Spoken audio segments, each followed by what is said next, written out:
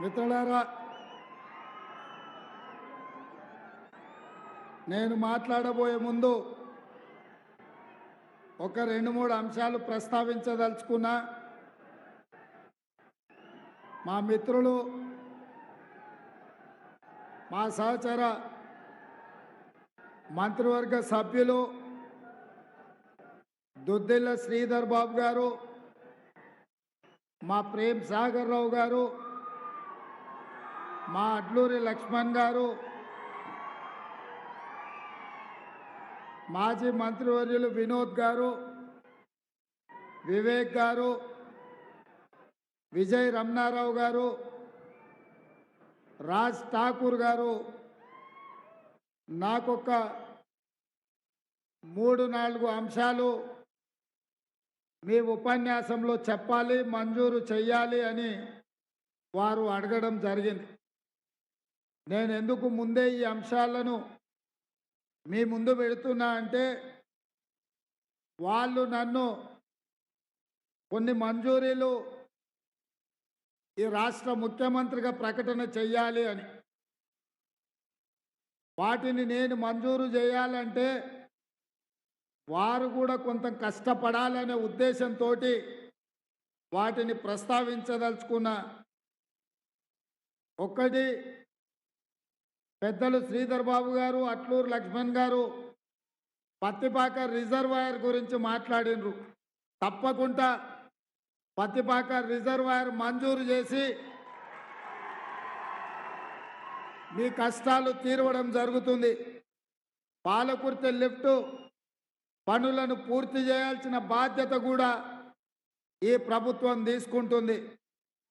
అదేవిధంగా మూడవది, రామగుండంలో పవర్ స్టేషన్ని 800 మెగావాట్లది నిర్మించాలి అని మిత్రుడు రాజ్ ఠాకూర్ గారు ఈ విషయం కూడా చెప్పిండ్రు.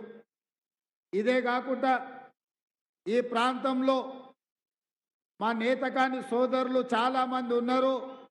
నేతకాని సోదరులకు ఒక కార్పొరేషన్ని మీరు ఏర్పాటు చేసి వాళ్ళ అభివృద్ధి కోసం నిధులను కేటాయించాలి అని నన్ను అడగడం జరిగింది.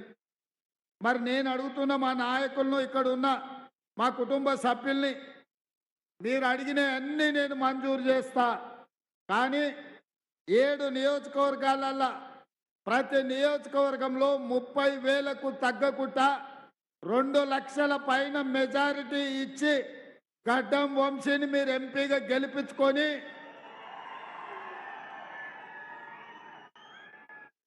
హైదరాబాద్కు తీసుకొని రాండి.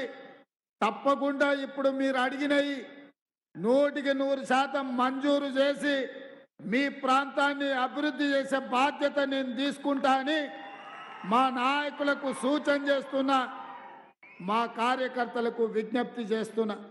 మీకు మంజూరేనా? ఏమనట్లేదు శ్రీధర్ బాబు గారు, ఇప్పుడు మీరు అడిగిన అన్ని మంజూరు చేస్తాం. నాకు 2 లక్షల పైన మెజారిటీ ఇవ్వాలి ఎంపీకి. మా శ్రీధర్ బాబు గారు మాట ఇచ్చిండ్రు, గడ్డం వంశీని 2 లక్షల పైన మెజారిటీతో గెలిపిస్తా అని వారి మాట ఇచ్చిండ్రు. వారి పట్ల నాకు సంపూర్ణమైన విశ్వాసం ఉన్నది. పెద్దపల్లి పార్లమెంటు నియోజకవర్గ ఇన్ఛార్జిగా వారు పెద్దరికం తీసుకొని పెద్ద మనసు చేసుకొని వంశీని 2 లక్షల పైన మెజారిటీతో గెలిపిస్తా అన్నాడు. మీరందరు పెద్ద ఎత్తున చప్పట్లు కొట్టి శ్రీధర్ బాబు గారికి మనం అభినందనలు తెలియజేద్దాం.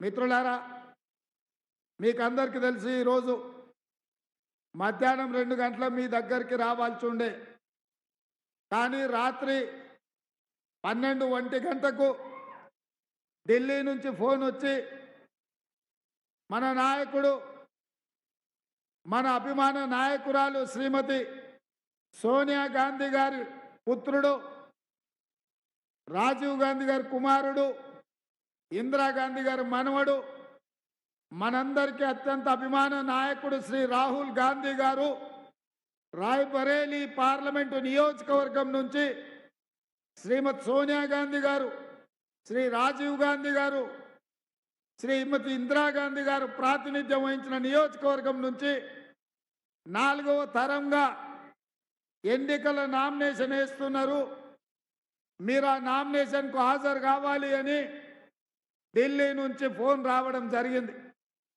ఉదయాన హుటాహుటిన విమానం లేకపోతే ఎక్కడో ఉంటే ఆ విమానం తెప్పించుకొని మన పెద్దలు ఏఐసిసి అధ్యక్షులు మల్లికార్జున్ ఖర్గే గారిని కూడా వారితో పాటు రాయ్బరేలీ వెళ్ళి అక్కడ రాహుల్ గాంధీ గారి నామినేషన్ ప్రక్రియలో పాల్గొంటూ అక్కడ ర్యాలీలో లేట్ అవుతుంటే మా లక్ష్మణ్ కుమార్ గారు ఫోన్ చేసి ఒకటే మాట చెప్పిండు, ఎంత ఆలస్యమైనా మీరు ధర్మపురి రావాల్సిందే, వేలాది మంది వచ్చి ఇక్కడ ఉన్నారు, చీకటి అయినా సరే కరెంటు ఉన్నా లేకున్నా మీ హెలికాప్టర్ దిగినా దిగకపోయినా రోడ్డు మార్గం ద్వారా అయినా మీరు రావాల్సిందే, మా కార్యకర్తలకు మాట ఇచ్చినా నా మాట పోతుంది, నాకు అవమానం అవుతుంది, మీరు రావాల్సిందే అని చెప్పి మీ లక్ష్మణ్ కుమార్ గారు హుకుం జారీ చేసిండ్రు.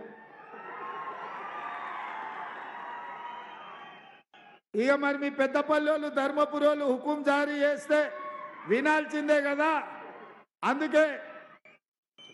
అందుకే సోనియా గాంధీ గారికి, మల్లికార్జున్ ఖర్గే గారికి, రాహుల్ గాంధీ గారికి చెప్పి వారి నామినేషన్ అయిన వెంబడే వారు పూజా కార్యక్రమంలో పాల్గొంటుంటే అక్కడికి వెళ్ళి దైవ దర్శనం చేసుకొని అక్కడ ఆశీర్వాదం తీసుకొని సోనియమ్మతోని బయలుదేరి హుటాహుటున రాయ్బరేలీ నుంచి బేగంపేట విమానాశ్రయానికి వచ్చి అక్కడి నుంచి ఇప్పుడు మీ ముందుకు వచ్చిన ఎర్రటెండ మిట్ట మధ్యాహ్నంలో మొదలైన ఈ సభ ఇవాళ చీకటైనా ఇన్ని వేల మంది ఇక్కడ నిలబడి గడ్డం వంశీని ఆశీర్వదించడానికి ఉన్నందుకు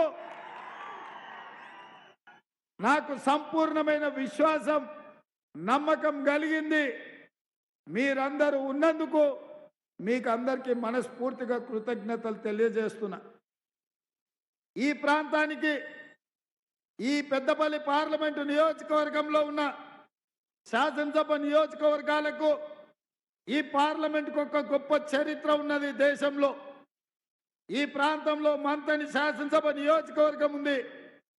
అక్కడ ప్రాతినిధ్యం వహించిన కీర్తిశేషులు పివి నరసింహారావు గారు సర్పంచ్ నుంచి మొదలు పెడితే ఈ దేశ ప్రధానమంత్రిగా ఈ దేశాన్ని ప్రపంచ దేశాలతో పోటీ పడే విధంగా ఆర్థిక రంగంలో, వ్యవసాయ రంగంలో, పెట్టుబడుల రంగంలో, పారిశ్రామిక రంగంలో రాణించి ఈరోజు మనం ప్రపంచ దేశాలతో పోటీ పడుతున్నామంటే పివి నరసింహారావు గారి యొక్క గొప్పతనం, వారి యొక్క దూరదృష్టి వల్ల ఈరోజు ఈ దేశం నరేంద్ర మోడీ గారు అప్పుడప్పుడు 5 ట్రిలియన్ ఎకానమీ అని మాట్లాడుతుంటాడు.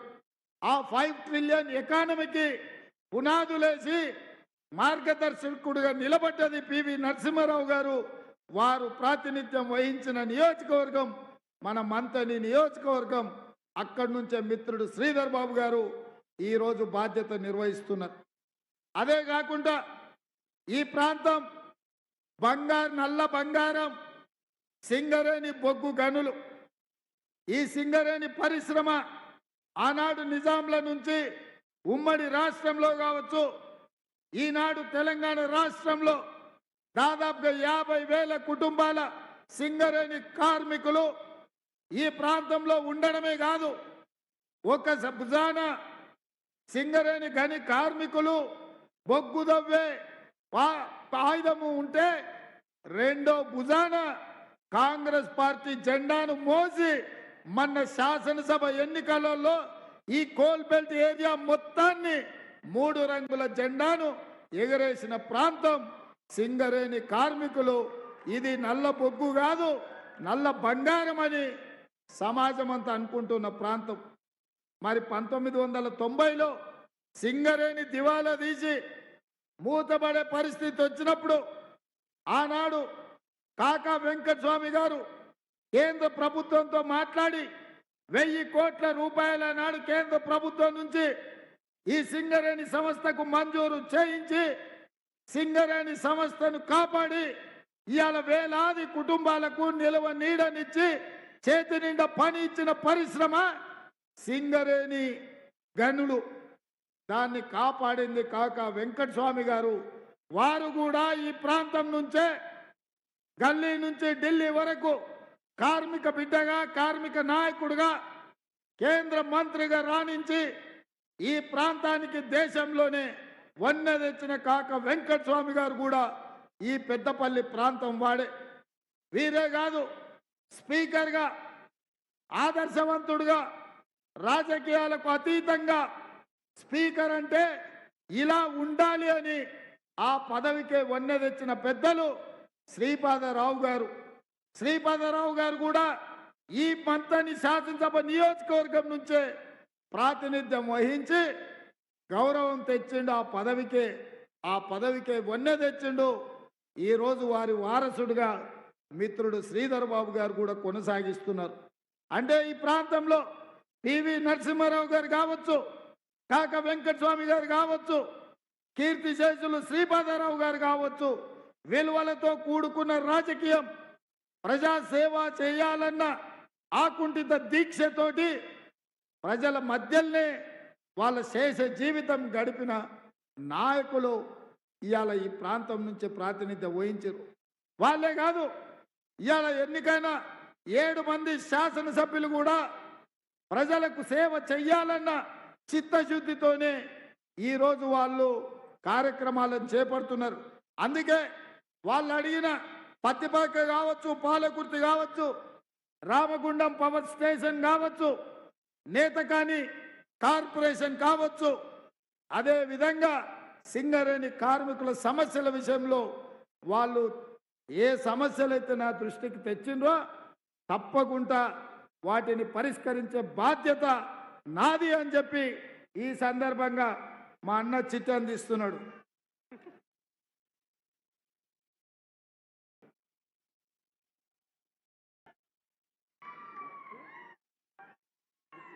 మా ప్రేమ్ సాగర్ రావు గారు కొన్ని విషయాలు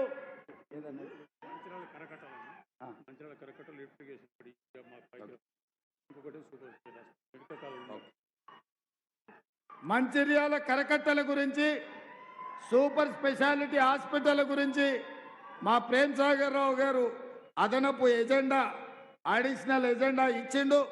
తప్పకుండా వాటిని కూడా పరిశీలించి ఈ ప్రభుత్వం సముచితమైన నిర్ణయం తీసుకొని ఈ ప్రాంతాన్ని అభివృద్ధి చేస్తుందని చెప్పి నేను ఈ సందర్భంగా మీకు అందరికీ తెలియజేస్తున్నా. మిత్రులారా, నేను ఇవాళ మిమ్మల్ని అడగదలుచుకున్నా.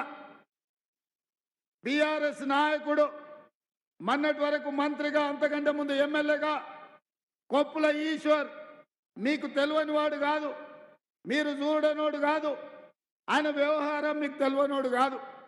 ఆయన ఎట్లుండెనో, ఏమి చేసెనో, మొన్నటి జరిగిన శాసనసభ ఎన్నికల్లో లక్ష్మణ్ కుమార్ గెలిచినా కలెక్టర్ కాళ్ళు పట్టుకొని ఎట్లా లక్ష్మణ్ కుమార్ ఓడిపోయిందని ఆయన గెలిచిండని ప్రకటించుకున్నా ఈ ఎన్నికల్లో మీరు బండకేసి కొట్టి ఇవాళ లక్ష్మణ్ కుమార్ని గెలిపించారు. ఏ దిక్కులేని వాళ్ళకు అక్కమొగుడే దిక్కు అని ఎవరో పెద్దలు అన్నారు. ఇవాళ టీఆర్ఎస్కు నిలబడేటోడు లేక మొన్న ధర్మపురి ప్రజలు తిరస్కరించి ఓడగొట్టిన కొప్పుల ఈశ్వర్ని ఈరోజు ఎంపీ అభ్యర్థిగా నిలబడ్డారు. 25 ఏళ్ల నుంచి దాదాపుగా మీరు చూస్తూనే ఉన్నారు ఆయన వ్యవహార శైలి, ఆయన విధి విధానాలు. కాబట్టి ఇవాళ బీఆర్ఎస్కు, కొప్పుల ఈశ్వర్కు ఈ ఎన్నికల్లో నిలబడడానికి నైతిక హక్కు లేదు. బీఆర్ఎస్కు ఓటు అడిగే నిజాయితీ లేదు. ఎందుకంటే 10 ఏళ్ళు అధికారంలో ఉండి ప్రజల్ని మోసం చేసి కాళేశ్వరం బ్యాక్ వాటర్లో మీ భూములు మునుగుతున్నా, మీ పంట నష్టపోతున్నా, కనీసం కాళేశ్వరం బ్యాక్ వాటర్స్లో మునిగిపోతున్న రైతుల సమస్యల్ని పట్టించుకోవాలన్న ఆలోచన కూడా చెయ్యలేదు. సింగరేణి బొగ్గు గనులను నరేంద్ర మోడీ ప్రైవేటీకరణ చేసి ఈరోజు సింగరేణి సంస్థని సంపేతమని చూస్తుంటే, ఇక్కడున్న బొగ్గు గనులను ప్రైవేటు టెండర్లు పిలిచి ప్రైవేటీకరణ చేస్తుంటే మౌనంగా ఉన్న ఈ కొప్పుల ఈశ్వర్ గారు ఇవాళ ఏ రకంగా సింగరేణి కార్మికుల దగ్గరికి పెద్దపల్లి నియోజకవర్గ ప్రజల దగ్గరికి ఓట్లు అడగడానికి వస్తాడని నేను అడుగుతున్నా. అందుకే మిత్రులారా, బీఆర్ఎస్ చచ్చిన పాము కొన ఊపిరితో ఉంది. దాన్ని ఏంటంటే మీరు మన ఎన్నికల్లో తోక మీద నడుము మీద కొట్టిండ్రు, పడగ మీద కొట్టలేదు. ఈ ఎన్నికల్లో ఒక్క దెబ్బ పడగ మీద కొడితే శాశ్వతంగా ఈ కాలనాగు యొక్క పీడ విరగడవుతుంది. రేపు పార్లమెంట్ ఎన్నికల్లో పడగ మీద దెబ్బ కొట్టాల్సిందిగా మా మిత్రులకు విజ్ఞప్తి చేస్తున్నా. ఇక భారతీయ జనతా పార్టీ నోరు తెరిస్తే అబద్ధాలే. ఇక అబద్ధాల పోటీ పెడతాయ్యా, ఇక వాళ్ళని ఎవరు తట్టుకోలేని పరిస్థితి ఉన్నది. ఆ మోడీ వాట్సాప్ యూనివర్సిటీలనే మొత్తం అబద్ధాల యూనివర్సిటీ. ఈ అబద్ధాల యూనివర్సిటీలో పీజీలు, పిహెచ్డీలు, డాక్టరేట్లు పొందిన వాళ్ళందరూ నోటికొచ్చిన అబద్ధాలు చెప్తారు, ఏ ఒక్కటి కూడా నిజం మాట్లాడరు. అందుకే ఇవాళ బీజేపీ నాయకులని వేదిక మీద నుంచి నేను ప్రశ్నించదలుచుకున్నా. 10 ఏళ్ళు నరేంద్ర మోడీ గారు ఈ దేశ ప్రధానమంత్రిగా ఉన్నారు, అమిత్ షా గారు హోంశాఖ మంత్రిగా ఉన్నారు, కిషన్ రెడ్డి గారు 5 ఏళ్ళు ఇక్కడనే మంత్రిగా ఉన్నారు. ఏమి తెచ్చిండ్రు తెలంగాణకు, ఏమి ఇచ్చిండ్రు తెలంగాణకు? ఆనాడు పునర్విభజన చట్టంలో సోనియామ్మ ఇచ్చిన బయ్యారం ఉక్కు కర్మాగారాన్ని కాలగర్భంలో కలిచేసింది. అదేవిధంగా వరంగల్లో ఇచ్చిన కాజుపేట రైల్వే కోచ్ ఫ్యాక్టరీ నుంచి ఇవాళ వరంగల్ నుంచి లాతూర్కు తరలించకపోయినరు. ఇవాళ మన తెలంగాణకు అన్యాయం చేసింది. అదేవిధంగా ఎన్టీపీసీ ద్వారా 4000 మెగావాట్ల విద్యుత్ ఉత్పత్తి సంస్థను నిర్మించాల్సింది 10 ఏళ్లలో 1600 మెగావాట్లు మాత్రమే నిర్మించి 2400 మెగావాట్లు నిర్మించలేదు. నేను వచ్చినాక ఎంబడి పడితే ఇప్పుడు ఒక్కొక్క అడుగు ముందుకు కదులుతుంది. రంగారెడ్డి జిల్లాలో ఐటీఐఆర్ కారిడార్ అన్నాడు సోనియా ఇస్తే దాన్ని మొత్తానికే రద్దు చేసిరు. పాలమూరు రంగారెడ్డి ఎత్తిపోతల పథకాన్ని జాతీయ ప్రాజెక్టుకి ఇవ్వమంటే తెలంగాణకు మొండి చేయి చూపించారు. గిరిజన యూనివర్సిటీ, ఐఐటి, ఐఐఎం ఇలా చెప్పుకుంటూ పోతే చాంతాడంత లిస్ట్ ఉంది. ఏ ఒక్క పని చేయలే. గుజరాత్కు మాత్రం బుల్లెట్ ట్రైన్ తీసుకెళ్ళిరు, సబర్మతి రివర్ ఫ్రంట్ తీసుకెళ్ళిండ్రు. ఇవాళ గిఫ్ట్ సిటీని నిర్మించుకున్నారు. లక్షల కోట్ల రూపాయలు నిధులు తరలించకపోయినరు. నేను అడుగుతున్న బీజేపీ వాళ్ళను, గుజరాత్లో ఉన్నోళ్ళే మనుషులా? తెలంగాణలో ఉన్నోళ్ళు మనుషులు కాదా? తెలంగాణ పట్ల ఈ వివక్ష మంచిదా? ఈ దేశ ప్రధానమంత్రి గుజరాత్ను ఒకలాగా, తెలంగాణను ఇంకొకలాగా, తెలంగాణ ప్రాంతాన్ని సవతి తల్లి ప్రేమ చూపిస్తున్నాడు. అందుకే ఇవాళ తెలంగాణ ప్రజలు ఆలోచన చేయాలి. 10 ఏళ్ళు ప్రధానమంత్రిగా ఉన్న నరేంద్ర మోడీ మళ్ళీ 3వసారి ఆయన అధికారం ఎక్కాలంట, 400 సీట్లు రావాలంట. ఎందుకు అడుగుతుర్రా 400 సీట్లు? వాళ్ళు ప్రభుత్వం కావాలని అడుగుతలేరు, 400 సీట్లు కావాలని ప్రత్యేకంగా చెప్తున్నారు. ఇక్కడే ప్రమాదం పొంచి ఉన్నది మిత్రులారా. ఇవాళ ఈ తెలంగాణ సమాజం అప్రమత్తంగా ఉండాలి. ఎందుకంటే ఆనాడు డాక్టర్ బాబాసాహెబ్ అంబేద్కర్ గారు రాజ్యాంగాన్ని రచించి దళితులకు, గిరిజనులకు విద్యలో, ఉపాధిలో, ఉద్యోగాలలో, రాజకీయాలలో రిజర్వేషన్లు కల్పించండు. కాబట్టే కాకా వెంకటస్వామి గారు కేంద్ర మంత్రి అయినరు, వినోద్ గారు రాష్ట్రంలో మంత్రి అయినరు, వివేక్ గారు ఎంపీ అయినరు, లక్ష్మణ్ ఎమ్మెల్యే అయినరు. ఈనాడు తమ్ముడు గడ్డం వంశీ పార్లమెంటు సభ్యుడు కాబోతున్నాడు. ఆ కొప్పుల ఈశ్వర్ కూడా ఎమ్మెల్యే మంత్రి అయిందంటే ఆనాడు కాంగ్రెస్ పార్టీ ఇచ్చిన ఎస్సీ ఎస్టీ రిజర్వేషన్. ఇవాళ సీతక్క ఎమ్మెల్యే మంత్రి అయిందన్నా, బలరాం నాయక్ కేంద్రంలో మంత్రిగా పనిచేసిండన్నా. ఇవాళ గిరిజన రిజర్వేషన్లు మనం ఇవ్వడంతో అదేవిధంగా బలహీన వర్గాలు వెనుకబడ్డారు, వాళ్ళకు కూడా రిజర్వేషన్లు ఇవ్వాలి అని కాంగ్రెస్ పార్టీ 1978లోనే బీపీ మండల్ కమిషన్ వేసి ప్రజల యొక్క స్థితిగతులను తెలుసుకొని 52% ఉన్న బలహీన వర్గాలకు 27% రిజర్వేషన్ ఇవ్వాలని ఆదేశాలు ఇచ్చింది. ఇవాళ వాళ్ళ ఆస్పిరేషన్స్ పెరిగినాయి, వాళ్ళు కూడా చదువుకున్నారు, వాళ్ళు కూడా డాక్టర్లు, లాయర్లు, ఇంజనీర్లు అయినరు. ఐఏఎస్లు ఐపీఎస్లు అయినరు. మాకు ఇంకా హక్కులు కావాలి, రాజకీయ అవసరాలు పెరగాలి, మాకు రాజకీయ అవకాశాలు ఇవ్వండి, రిజర్వేషన్లను పెంచండి అని వాళ్ళు రాహుల్ గాంధీ గారి భారత్ జోడోలో కలిసి అడిగారు. అందుకే కాంగ్రెస్ ఆలోచన చేసింది, ఎస్సీ రిజర్వేషన్లు ఎస్టీ రిజర్వేషన్లు వాళ్ళ జనాభా దామాష ప్రకారం పెంచడమే కాకుండా ఈ దేశంలో బలహీన వర్గాల యొక్క జనాభా కులగణన చేసి వాళ్ళ రిజర్వేషన్లు పెంచాలి అని నిర్ణయం తీసుకున్నది.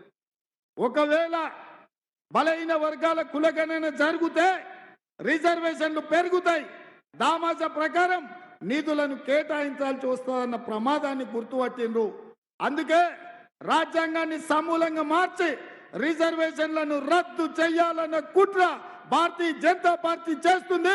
నరేంద్ర మోడీ గారు ఈసారి 400 సీట్లు వస్తే లోక్సభలో 2/3 మెజార్టీతోని బిల్లు పాస్ చేస్తాడు, రిజర్వేషన్లను రద్దు చేస్తాడు. ఇదే కాదు, రాజ్యాంగ నిపుణులకు తెలుసు, దేశంలో ఉన్న రాష్ట్రాలలో 50% పైగా అసెంబ్లీలు కూడా ఆమోదించాలి. అందుకే 8 రాష్ట్రాలల్లో ప్రతిపక్ష ప్రభుత్వాలను పడగొట్టి బీజేపీ ప్రభుత్వాలను ఏర్పాటు చేసుకున్నారు. ఉదాహరణకు మహారాష్ట్రలో శివసేనను చీల్చిండ్రు, ఎన్సీపీని చీల్చిండ్రు, కాంగ్రెస్ను చీల్చిండ్రు. 50% పైగా వివిధ రాష్ట్రాలలో అసెంబ్లీలో ఆమోదం చెందితే ఈ దేశంలో రిజర్వేషన్లు రద్దు కాబోతున్నాయి. నేను ఇవాళ తెలంగాణ దళితులను, గిరిజనులను, బలహీన వర్గాల యువకులను నేను అడుగుతున్నా, మీరందరూ చదువుకున్నారు, మీరు అవకాశాల కోసం అడుగుతున్నారు, మీకు అవకాశాలు ఇవ్వాలి, మీ రిజర్వేషన్లు పెంచాలి అని కాంగ్రెస్ పార్టీ అంటుంది. నరేంద్ర మోడీ గారు అంటున్నారు, మనవాద సిద్ధాంతాన్ని ఆవహించిన భారతీయ జనతా పార్టీ ఈరోజు రిజర్వేషన్లను రద్దు చేయడం ద్వారా దళితుల, గిరిజనుల, బలహీన వర్గాల హక్కులను కాలరాయాలని చూస్తుంది. మీరు వేసే ప్రతి ఓటు బీజేపీకి మీ రిజర్వేషన్ల మీద పోటు పడబోతుంది, మీ రిజర్వేషన్లు రద్దు కాబోతున్నాయి. మిత్రులారా, ఇది దేశం యొక్క మూలవాసులైన దళితుల, గిరిజనుల మీద దాడి. ఈ దాడిని మీ ఓట్ల ద్వారా ముప్పు తెచ్చుకుంటారా? మీరు ఆలోచన చెయ్యండి. నేను ఇవాళ మేధావులను ఆలోచన చేయమని అడుగుతున్నా.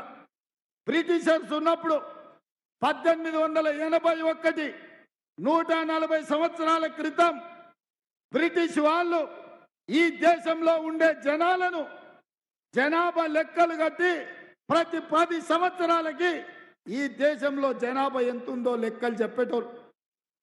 భారతీయ జనతా పార్టీ నరేంద్ర మోడీ ప్రధానమంత్రి అయ్యే వరకు 60 ఏళ్ళు బ్రిటిష్ వాళ్ళు క్రమం తప్పకుండా ప్రతి 10 సంవత్సరాలకు జనాభా లెక్కలు పెట్టిండ్రు.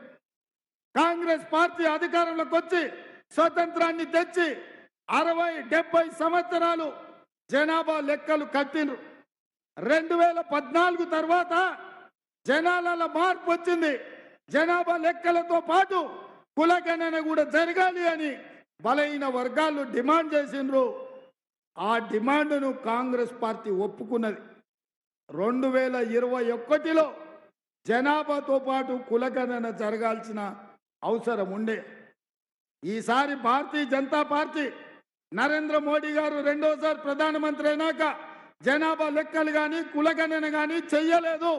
నేను సూటిగా కిషన్ రెడ్డిని అడుగుతున్నా, బండి సంజయ్ని అడుగుతున్నా, ఈ రాష్ట్రానికి వస్తున్న నరేంద్ర మోడీ, అమిత్ షాని అడుగుతున్నా, 2021లో మీరెందుకు జనాభా లెక్కలు చేయలేదు? మీరెందుకు కులగణన చెయ్యలేదు? దీని వెనకాల కుట్ర లేదా? దీని వెనకాల కుతంత్రం లేదా? దీని వెనకాల రిజర్వేషన్లు రద్దు చేయాలన్న దుర్మార్గమైన మీ ఆలోచన లేదా? ఇవాళ ఈ దేశంలో 90% ఉన్న దళితులు, గిరిజనులు, బలహీన వర్గాల యొక్క రిజర్వేషన్లను రద్దు చేసే అధికారం, హక్కు మీకెవడిచ్చిండు? అందుకే మిత్రులారా, ఈ ఎన్నికలు కీలకమైనవి. కాంగ్రెస్ పార్టీకి అధికారం కొత్త కాదు. 75 సంవత్సరాలలో 55 సంవత్సరాలు కాంగ్రెస్ అధికారంలో ఉంది. రాహుల్ గాంధీ గారి ముత్తాత జవహర్లాల్ నెహ్రూ గారు ప్రధానమంత్రిగా చేసిండు. వాళ్ళ నాయనమ్మ ప్రధానమంత్రి చేసింది. వాళ్ళ నాయన ప్రధానమంత్రి చేసిండు. వాళ్ళమ్మ యూపీఏ చైర్పర్సన్గా 10 సంవత్సరాలు మన్మోహన్ సింగ్ గారిని, పివి నరసింహారావు గారిని 5 ఏళ్ళు ప్రధానమంత్రిగా చేసింది. వాళ్ళకు పదవులు కొత్త కాదు, పదవుల పట్ల వాళ్ళకు వ్యామోహం లేదు. ఎందుకంటే మనం కళ్ళతో చూస్తున్నాం, పార్టీ అధ్యక్ష పదవి కూడా మల్లికార్జున్ ఖర్గే గారికి ఇచ్చిండ్రు. కానీ ఇవాళ నేను మీకందరికీ విజ్ఞప్తి చేస్తున్నా, మీకందరికీ నేను పర్సనల్గా మీ అందరికీ వేడుకుంటున్నా, ఈ దేశ ప్రజాస్వామ్యం, ఈ దేశంలో రాజ్యాంగం ప్రమాదంలో పడుతుంది. ఈ దేశానికి రాహుల్ గాంధీ ప్రధానమంత్రి అయితే తప్ప మీ రిజర్వేషన్లను కాపాడేవాడు లేడు. నరేంద్ర మోడీ ఎవరి మాట వినడు. పార్లమెంటులో మెజార్టీ వచ్చిందంటే రిజర్వేషన్లు రద్దు కాబోతున్నాయి. అందుకే ఇవాళ మన రిజర్వేషన్లను కాపాడుకోవాలంటే ఈ దేశానికి రాహుల్ గాంధీ గారు ప్రధానమంత్రి గారు కావాలి. అందుకే నేను ఇవాళ రాయ్ బరేలీకి వెళ్ళి వారి నామినేషన్ కార్యక్రమంలో పాల్గొన్నా. ఇది దేశం యొక్క అవసరం, ఇది నిజంగా దళితుల గిరిజనుల యొక్క అవసరం. ఇవాళ దళితుల గిరిజనులకు అండగా నిలబడే గాంధీ కుటుంబానికి మనము తోడుగా నిలబడాలి. మీడియా మిత్రులారా, పాత్రికేయ సోదరులారా, తెలంగాణ సమాజం ఆలోచన చెయ్యండి. రిజర్వేషన్ ఉండాలి అంటే కాంగ్రెస్ గెలవాలి, రిజర్వేషన్ రద్దు కావాలి అంటే బీజేపీకి ఓటు వేయండి. నేను ఒకటే మాట చెప్పదలుచుకున్నా, ఇవాళ ఈ రిజర్వేషన్లను ఉంచుకొని ఈ సమాజంలో వెనుకబడిన వాళ్ళను, నిర్లక్ష్యానికి లోనైన వాళ్ళను, సమాజంలోనే గౌరవం లేకుండా అవకాశాలు రాకుండా బాధపడుతున్న వర్గాలు బాగుపడాలి అని అంటే రిజర్వేషన్లు ఉండాలి, ఉన్న రిజర్వేషన్లు పెరగాలి. మీరు బీజేపీకి ఓటేసిందంటే రిజర్వేషన్లు రద్దు కాబోతున్నాయి. మిత్రులారా, ఈ ప్రమాదం నుంచి బయటపడేసే శక్తి మీ దగ్గరనే ఉంది. మనకు రాష్ట్రంలో అధికారం వచ్చింది, అధికారం మీద మనకు ఇబ్బంది లేదు. 10 ఏళ్ళు మనమే ఉంటాం. వాడో వీడో అదైతుంది ఇదైతుంది అంటుండు. నేను అడుగుతున్న మా కార్యకర్తల్ని, మీ రక్తాన్ని చెమటగా మార్చి దారబోసి భుజాలు కాయలు కాసేలా జెండాలు మోసి వీళ్ళందరిని ఎమ్మెల్యేలు గెలిపించారు. మీ కష్టంతో వచ్చిన ప్రభుత్వాన్ని ఎవడన్నా కూలగొడతాడంటే మీరు ఊరుకుంటారా? ఒక్కడొక్కరిని లాగుల తొండలిచ్చి మీరు కొట్టారా? ఎవడని ప్రభుత్వం జోలికి వస్తే, ఈ ప్రభుత్వం వైపు కన్నెత్తి చూస్తే మా కాంగ్రెస్ పార్టీ కార్యకర్తలు గ్రామ గ్రామాల తండాలలో, గూడాలలో, మారుమూల పల్లెల్లో దొరికినట్టు లాగుల్లో తొండలిచ్చి కొడతారన్న నమ్మకం, విశ్వాసం నాకున్నది. ఎవడి ప్రభుత్వాన్ని ఈంచు కూడా కదిలించలేరు. 10 సంవత్సరాలు ఇందిరమ్మ రాజ్యం ఉంటుంది, ప్రజా పాలన జరుగుతుంది. ఇచ్చిన 6 గ్యారెంటీలను అమలు చేసే బాధ్యత మాది అని చెప్పి నేను మిత్రులకు తెలియజేస్తున్నా. అందుకే మిత్రులారా, ఇవాళ బీజేపీ మాటకు మేము అంత చేసినాం, మేము ఇంత చేసినాం అంటుండు. నేను అడుగుతున్నా, నేను చూపిస్తున్నా. ఒకసారి మా వంశీ తీసుకుంటాడు, అది మా లక్ష్మణ కూడా తీసుకోమని కోరుకుంటున్నా. ఇట్రా ఇవాళ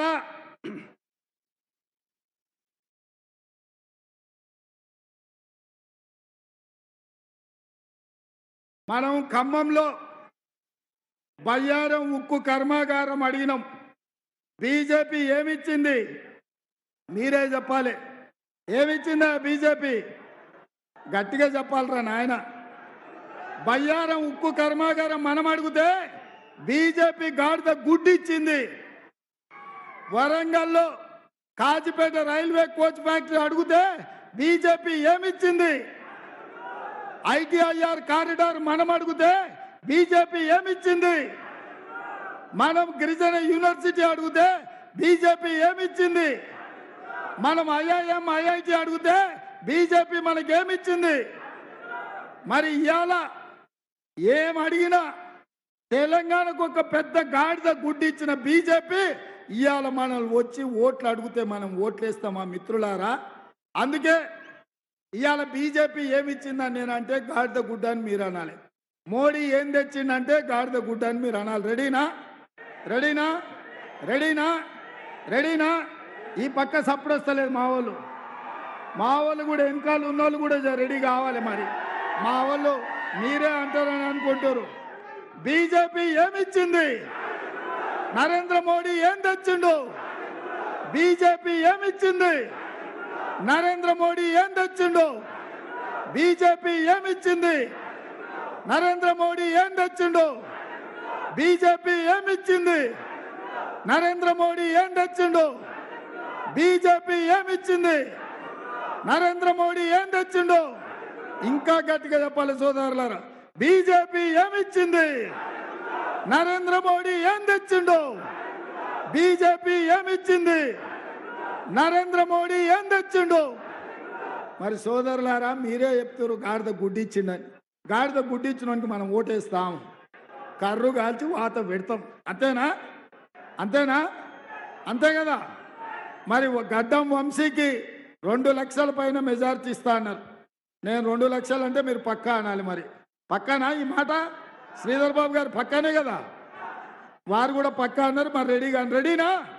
రెడీ రెడీ 2 లక్షలు 2 లక్షలు 2 లక్షలు 2 లక్షలు 2 లక్షలు 2 లక్షలు 2 లక్షలు 2 లక్షలు 2 లక్షలు 2 లక్షలు 2 లక్షలు 2 లక్షలు. జై కాంగ్రెస్, జై జై కాంగ్రెస్. హస్తం గుర్తుకే, హస్తం గుర్తుకే. ధన్యవాదాలు సోదరులారా. ఆలస్యమైంది. అందరూ జాగ్రత్తగా నిదానంగా ఇంటికి చేరుకోండి. వంశీని గెలిపించినాక మళ్ళీ వస్తా. అదే ధర్మపురి లక్ష్మీ నరసింహ